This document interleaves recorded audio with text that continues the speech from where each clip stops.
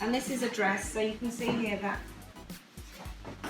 you have the neckline here, the armhole here, where the sleeve is attached, comes into the waist, out to the hip, and down to the knee. So our dress blocks are all knee length and they can be lengthened or shortened.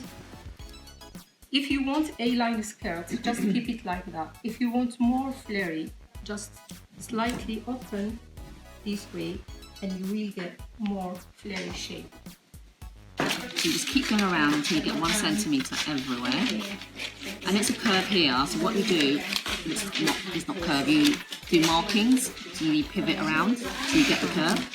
Yeah, so you do like little dots and you join it up afterwards. That's on a curve. Yeah, so that's like one.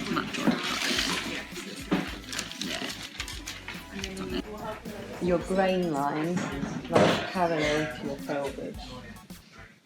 So anything that you kind of drape like this, you can see how it's just hanging quite straight. Yeah. So that's just on the true grain, on the straight grain. And then your other option is to fold this line vertically down, so you end up with a diagonal line across the fabric. That's called bias.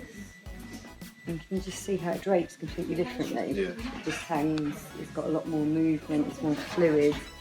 Pin across. So I'm coming away from the body to create the drape. So look, this is making a natural cuff.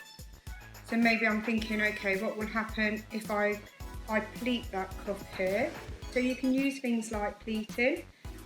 And then what happens if I carry on to there? So look, can you see straight away I've created more fullness and more drape, okay?